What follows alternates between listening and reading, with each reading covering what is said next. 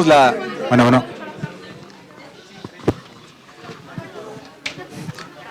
Buenas tardes.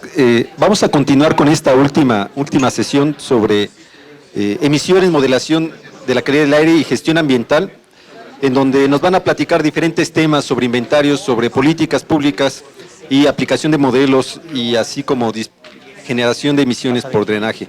En la primera parte nos la va a dar Alberto Mendoza Domínguez, del Tecnológico Monterrey, y nos va a hablar sobre la modelación híbrida. Sea bienvenido. Muchas gracias. Gracias, buenas tardes a todos. Para empezar, agradecimiento a Luisa por la amable invitación, por la hospitalidad a la UNAM. Como siempre es un placer estar aquí y a saludar a los colegas y bueno, nuevamente a reconocer la visión de los organizadores, empezando con Luisa, porque en realidad sí necesitamos una comunidad mucho más fuerte en el tema de modelación. Entonces, habiendo dicho eso, uno de los beneficios de ir en la última sesión es que además de que ya los agarramos cansados, una buena cantidad de cosas que yo iba a decir, afortunadamente ya la dijeron otras personas.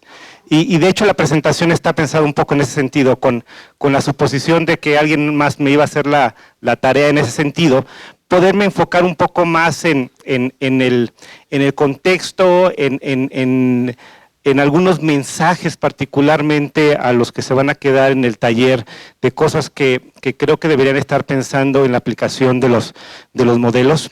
De repente algunas cosas aparentan ser fáciles, algunas aparentan ser complicadas, pero lo que sí es cierto es que a través del tiempo la comunidad ha aprendido una muy buena cantidad de cosas que no debemos hacer y una cantidad de cosas que todavía deberíamos seguir persiguiendo hacer. Entonces, habiendo dicho eso, voy a saltar rápidamente a mi presentación y digamos que esta es una de las cosas que seguramente a ustedes les gustaría salir el viernes a los que se van a quedar en el simposio, ¿no? Con una modelación de la dispersión de contaminantes. Y evidentemente estas cosas se ven muy bonitas cuando finalmente las logras hacer. Pero el trabajo que hay detrás de todo esto es muy importante y tratar de entender qué es lo que está haciendo el modelo también es muy importante. Muy rápidamente, estos modelos de calidad del aire lo que hacen es toman un volumen de la atmósfera y tratan de resolver las ecuaciones de conservación para tratar de saber de dónde vienen y hacia dónde se van a ir estos contaminantes. Este es un estudio que hicimos ya hace tiempo en el área de California Baja, en la frontera Tijuana, Mexicali, San Diego, Calexico. Y bueno, varias de las cosas que están aquí que son importantes es, por ejemplo, la modelación anidada, que ya es un tema que ya es muy característico en la comunidad. Empiezas de modelos de coberturas muy amplias para ir ganando resolución en el modelamiento. Obviamente lo que se ya platicó sobre la estructura de las emisiones es muy relevante, tanto de las contribuciones antropogénicas como de las biogénicas, y eventualmente poder ver cómo se están dispersando, cómo están evolucionando los contaminantes en la atmósfera, y ustedes claramente pueden ver aquí, como se vio en algunas otras filminas, el área de Los Ángeles, que es un área bastante compleja en términos de su contaminación. Pero evidentemente los modelos son mucho más que estas, de repente, que les digo, los pretty pictures, es mucho más que una imagen bonita. Hay mucha información que es muy valiosa en los mismos. Y algo que también se ha comentado es que qué más quisiera uno, y de repente uno es medio ingenuo, o yo puedo decir, yo fui medio ingenuo cuando empecé a trabajar con los modelos hace ya, no digo muchos años, cuando quieres que el modelo represente exactamente tus observaciones.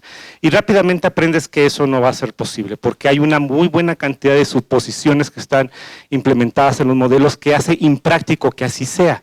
Y en algunas ocasiones los modelos hacen una muy buena labor. Aquí simplemente por los colores la resolución es muy buena. Ustedes pueden ver en rosita, en magenta, la simulación contra las observaciones que estén en azul un poquito más oscuro, y a veces el modelo hace una muy buena labor siguiendo, en este caso, la concentración de ozono, y en algunas ocasiones dices que el modelo está haciendo no sé qué cosas. Y de repente también en la comunidad hemos hecho algunos trucos que decimos, ¿sabes qué? Como la verdad lo que me importa son las concentraciones más altas, voy a rasurar todas estas concentraciones y voy a decir que el modelo está desempeñándose adecuadamente, ¿no?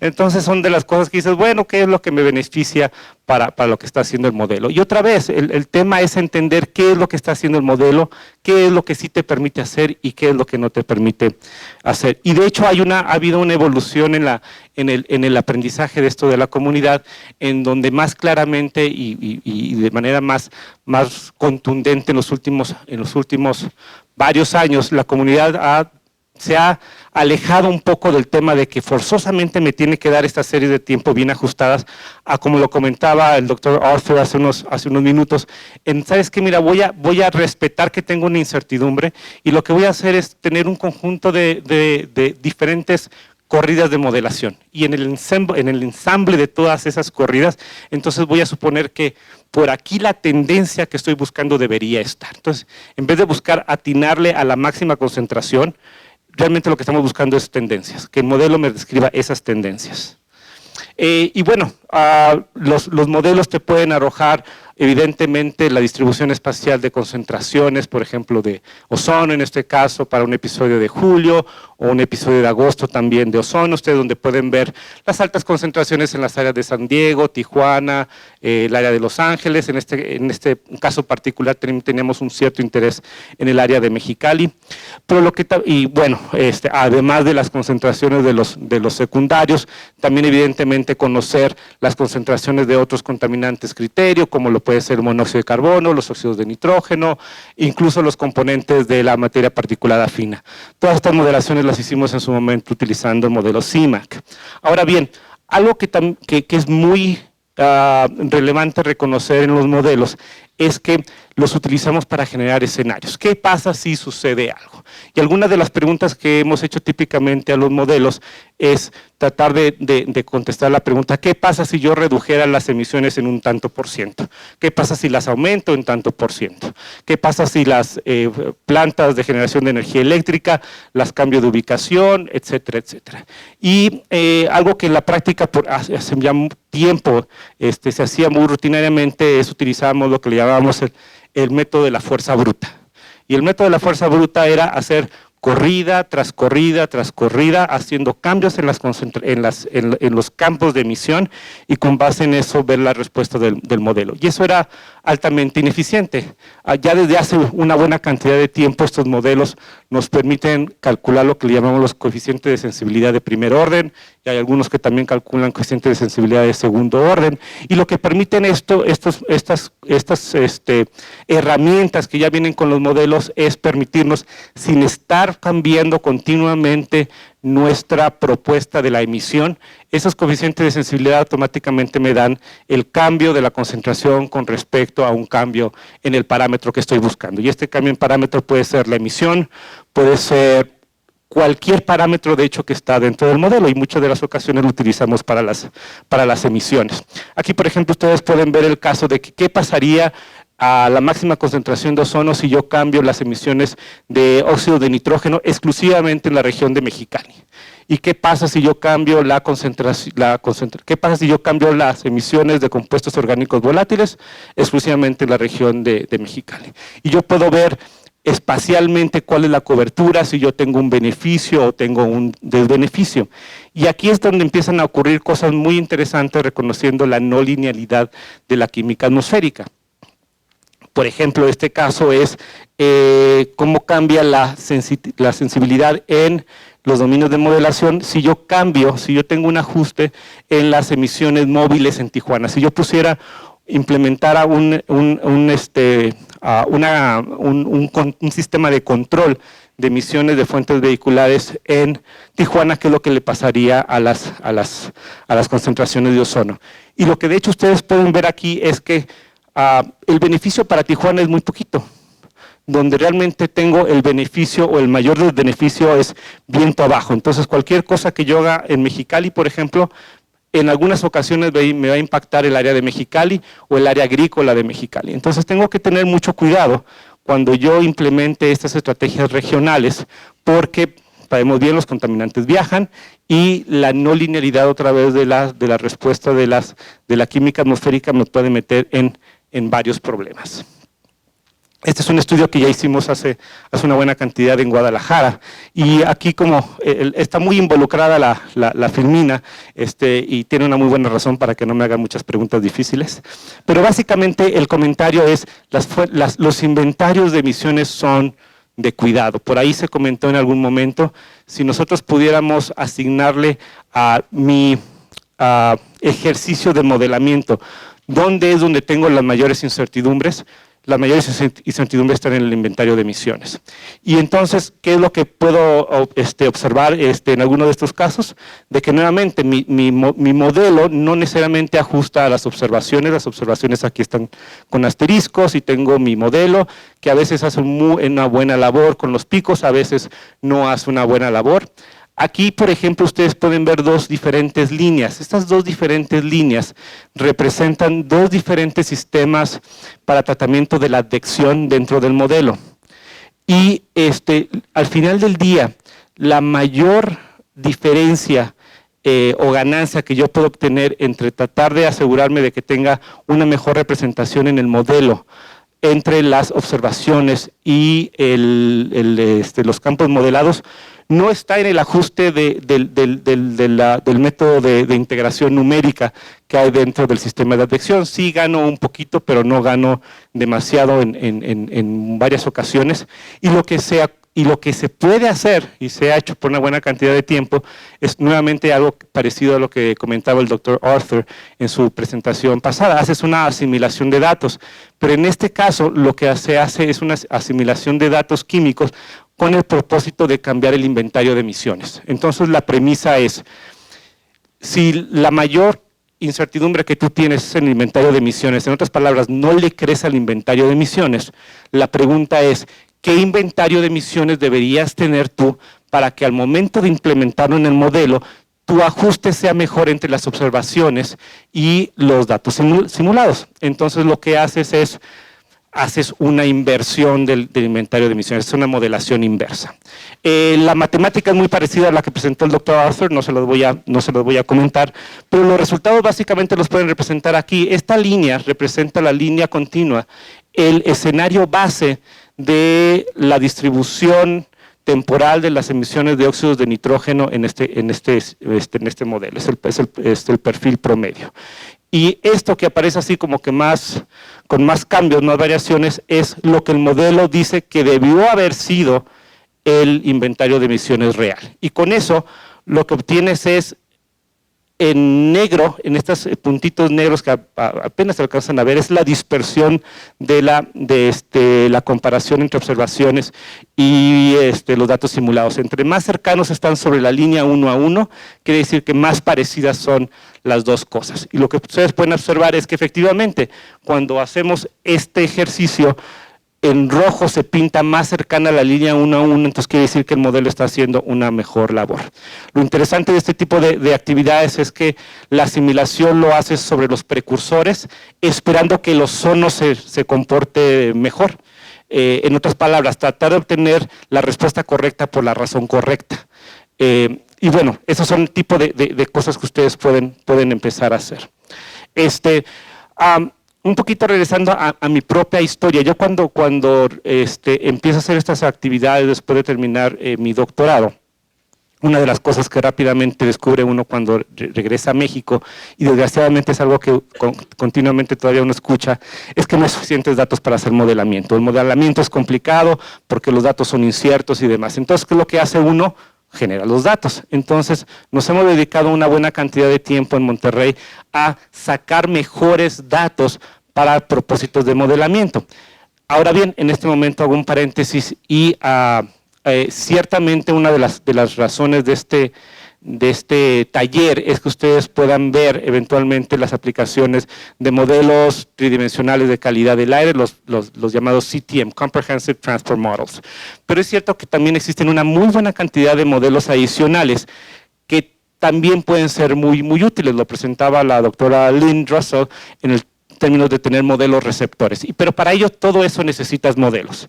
¿Qué hemos hecho en Monterrey? Por ejemplo, hemos hecho estudios de túneles para sacar huellas químicas que nos puedan ayudar a tener una mejor especiación de las emisiones de fuentes vehiculares, por ejemplo, no solamente para hacer modelos receptores, sino también para ajustar eso a los modelos de calidad del aire, porque necesitamos la distribución de esa especiación química. Y bueno, hemos hecho una buena cantidad de esfuerzos en ese sentido, de datos de aire ambiente, tener mejor representación de las emisiones de los vehículos como una función de su velocidad, todo esto para poder ajustar mejor a todo el paquete de modelos que vienen junto con un sistema de modelo de calidad del aire. Un modelo de calidad del aire trae sus sistemas de modelación de emisiones vehiculares, por ejemplo, sea cual sea pero para eso necesitamos factores de emisión, etcétera, etcétera, y típicamente utilizamos factores de emisión promedio. Entonces todo esto es para poder tener la mejor información que me pueda representar el sistema local, y lo que hemos observado es que sí es relevante hacer ese tipo de esfuerzos. Estudios de túneles, no me meto mucho en los detalles de los estudios de túneles, y al final del día también hemos comprendido que los modelos de calidad del aire por sí solos necesitan estar, y ustedes lo han visto a través del día, acoplados a campañas de mediciones de múltiples diferentes características para poder tener mayor información y poder tener la mejor representación dentro del modelo de calidad del aire, incluso llegando a cosas como las que ya se vieron en algunos momentos, y voy a platicar muy poco en esta presentación sobre, por ejemplo, utilizar datos satelitales también. Como decía, hay una muy amplia gama de diferentes modelos de calidad del aire. Uno puede utilizar modelos receptor, tomando muestras de aire ambiente, como platicaba la doctora Russell, y te permite tener una atribución de fuentes, en otras palabras, cuáles son las principales contribuyentes en el tema de emisiones a lo que yo estoy observando en aire ambiente. Y a lo mejor uno de los puntos que sí quisiera aquí rescatar es que existe una muy buena cantidad de indicadores ambientales que salen de las observaciones, que de repente no apreciamos en su totalidad y que nos pueden dar mucha información sobre lo que estoy observando. ¿A qué me refiero? Por ejemplo, las típicas proporciones, si uno mide, y perdón por la resolución, carbono orgánico y carbono elemental, el OCEC, de repente si los veo por separado no me dicen mucho, pero si ya los veo juntos, bueno, la historia cambia, ¿no? Y varios de esos indicadores son muy relevantes. Obviamente la cantidad de información que uno puede sacar de la composición de los compuestos orgánicos o de la fracción orgánica en PM2.5 es muy relevante, no me quedo en mucho tiempo en esta filmina. Pero de la misma manera que yo puedo sacar estos indicadores ambientales de compuestos orgánicos, de OCEC, del carbono orgánico, del carbono elemental, también lo puedo hacer de los diferentes componentes que existen de, por ejemplo, marcadores en la fracción orgánica del PM2.5, ¿no? Entonces, sabiendo de los diferentes pHs que puedo tener en la observación, bueno, puedo empezar a reconocer cuáles son algunos de los potenciales contribuyentes más importantes de lo que estoy viendo yo en la fracción orgánica o en el PM2.5, y entonces puedo empezar a saber si por ejemplo, mi inventario de emisiones me está dando la respuesta que yo debería estar esperando, ¿no? Y digamos que eso sería también un mensaje importante en el caso de la filmina de Guadalajara que por ahí les presenté, en donde uno tiene un método que le llamamos top-down, donde yo a través de datos observacionales cuestiono al inventario de emisiones y digo, ¿sabes qué? El inventario de emisiones que yo puedo rescatar de las observaciones no me cuadra con el inventario que yo calculé a través de principios fundamentales de factores de emisión. Y no es que, digamos que el inventario de emisiones que uno saca a través del ejercicio de modelación inversa sea el correcto. realmente lo que estamos diciendo es, ¿sabes qué? Tengo dos métodos, uno top-down y otro bottom-up. Entonces tiene que haber una congruencia. Entonces, con base en eso yo puedo cuestionar mi metodología que yo seguí en el inventario de emisiones y entonces empezar a buscar dónde es donde a lo mejor cometí algún error, donde hice tal vez una suposición mal hecha, y entonces puedo empezar a poder congeniar las observaciones con el inventario de emisiones. Entonces, en todo este sentido, el comentario es, no van a encontrar ustedes el modelo. Realmente lo que ustedes van a tener es un conjunto de modelos que están diseñados para contestar diferentes preguntas, y entonces lo relevante es qué pregunta quieres contestar, y dependiendo de la pregunta que quieras contestar, es el modelo más apropiado a utilizar. Existen técnicas de series de tiempo para trabajar con indicadores o para hacer incluso modelos de pronóstico. Uno que es muy típico que se utiliza en la comunidad es la proporción CO contra NOx. CO contra NOx es una proporción que nos dice mucho sobre las emisiones, su fuente y demás, y a través de estudios que hemos estado realizando podemos observar en las diferentes zonas metropolitanas del país, en Guadalajara, en Monterrey, en la Ciudad de México, no solo cómo cambia a través del tiempo por ejemplo, las concentraciones de ozono, sino también cómo cambia este indicador que te da mucha información sobre si las estrategias de control están funcionando o no están funcionando.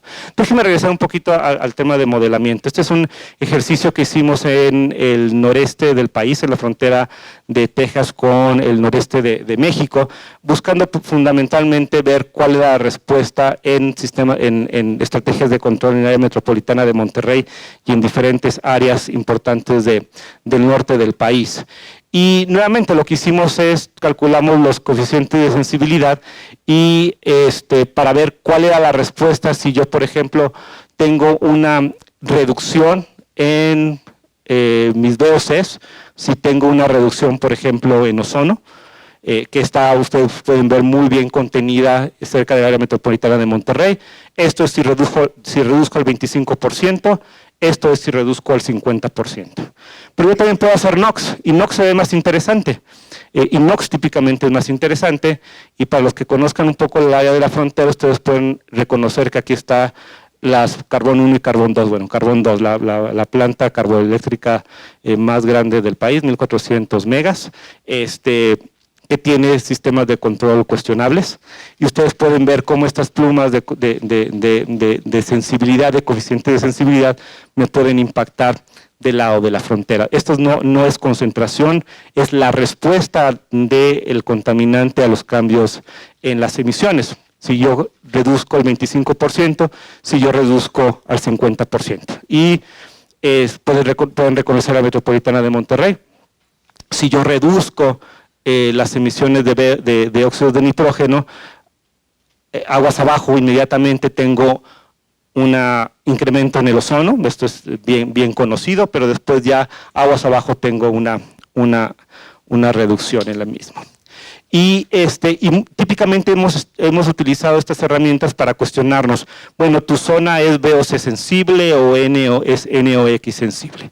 Aquí mi punto es de que todo este trabajo de modelamiento lo podemos hacer sin mayor problema, pero la pregunta que de repente seguimos sin necesariamente poder contestar adecuadamente es, ¿le creo totalmente al modelo? Porque todo esto implica una buena cantidad de recursos para establecer una u otra estrategia de control. La lógica típicamente te dice que si tu proporción de ozono contra NOY, que es NOx más los otros oxidados de nitrógeno, están por debajo de un 5, entonces quiere decir que tu atmósfera es VOC sensible. Entonces lo que nos pusimos a hacer la tarea es tomar mediciones. Empezamos a hacer una campaña de mediciones para calcular la proporción de ozono contra NOY durante un año en el área metropolitana de Monterrey para cuestionar al modelo. Y aquí un punto relevante es que el NOY es una de esas cosas que no mides rutinariamente. Y a lo mejor un colorario de todo esto debería ser, en el diseño de nuestras redes de monitoreo deberíamos cuestionarnos qué es lo que estamos midiendo y qué es lo que nos puede dar dirían nuestros vecinos del norte, más por nuestro dinero, ¿no? O sea, ¿cuáles son aquellas cosas que no necesariamente estamos midiendo rutinariamente, pero deberíamos empezar a tener varias de estas cosas midiendo para poder corroborar lo que los modelos nos dicen, ¿no? Al final del día lo que ustedes pueden ver aquí es la proporción ozono contra N o Y en diferentes épocas del año, y lo que básicamente al final del día nos dice esto es de que sí, comprobamos a través de mediciones que el modelo realmente nos está dando la respuesta correcta. Ahí está.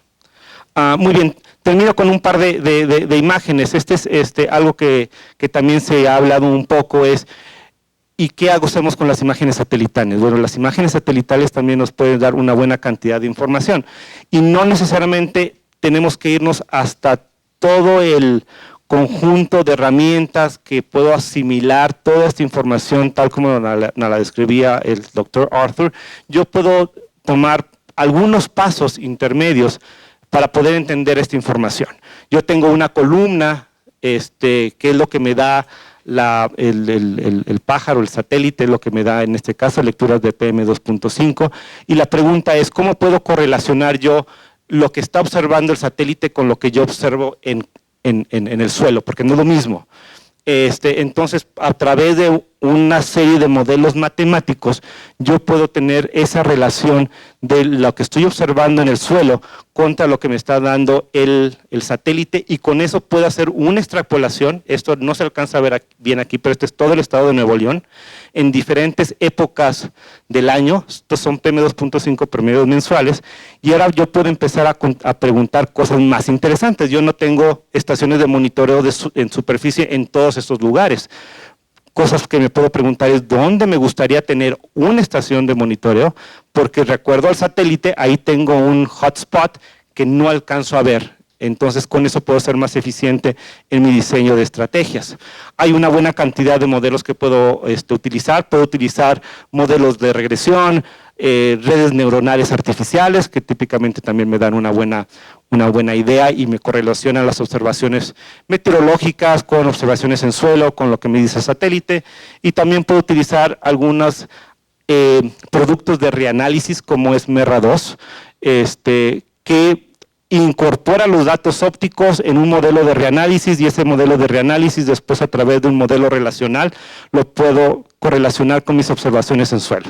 Es así como que dos vueltas y caes parado, pero bueno, sí jala.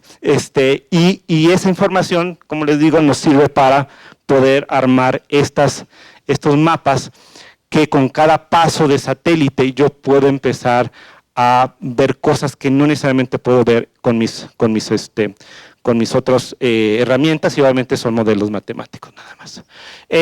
Muchas de las cosas que puse aquí son sugerencias de las cosas que no creo que no se nos deben de olvidar, de para qué me sirven los modelos de calidad del aire. Me sirven para evaluar inventarios de emisiones. Necesito evidentemente tener redes de monitoreo apropiadas. Me sirve para hacer esta validación cruzada entre mis métodos de abajo hacia arriba y arriba hacia abajo. Puedo seguir la pista de emisiones fugitivas que no necesariamente los inventarios de emisiones me pueden descubrir. Hay una buena cantidad de cosas que se han dicho sobre la infraestructura energética y para qué me sirven los modelos de calidad del aire, y evidentemente también el tema de pronóstico, y algo que también se había comentado, los acoplamientos con estas redes ciudadanas de equipos de bajo costo que están cada vez más en la boca de todo el mundo y que podrían ayudarme también en el acoplamiento. Con eso, pues muchas gracias.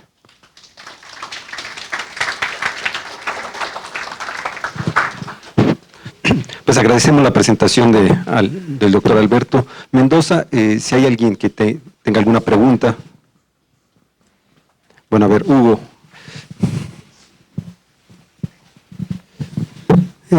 Considerando la serie de incertidumbres que nos presentó, específicamente, ¿cuál de los 4 puntos básicos de un inventario de emisiones le introduce mayor incertidumbre? La actividad. Es bien complicado atinarle a la actividad. El factor de emisión lo puedes tener razonablemente bien por provienen de las emisiones, de las mediciones, perdón, pero atinarle a la actividad es bien complejo. ¿Cuándo vas a poder pronosticar adecuadamente que el municipio va a estar haciendo un bacheo en algún lugar? ¿Cómo le incorporas eso a un inventario, ¿no? ¿Cómo le incorporas a que vaya a haber una muy buena cantidad de actividades que ocurren en el día a día en una ciudad que no contemplas? Y eso es bien complicado que le puedas atinar, ¿no? Yeah, thank you for the interesting presentation. I noticed you use this ozone versus NOI ratio and as an indicator for ozone NOx limited or VOC limited. This comes from some box modeling studies. Right. Yeah, the base fundamental science on that comes from a while ago. Silman and collaborators work a lot of that. And yes, first of all, it came from box modeling. Por una buena cantidad de tiempo vino de modelos de caja, pero después también fueron demostrados que utilizando modelos tridimensionales, uno puede también tener los niveles a través del cual esas proporciones te dan la transición entre NOx sensible a VOC sensible. Thank you. Bueno, agradecemos al doctor Alberto Mendoza su participación y damos paso a la siguiente plática.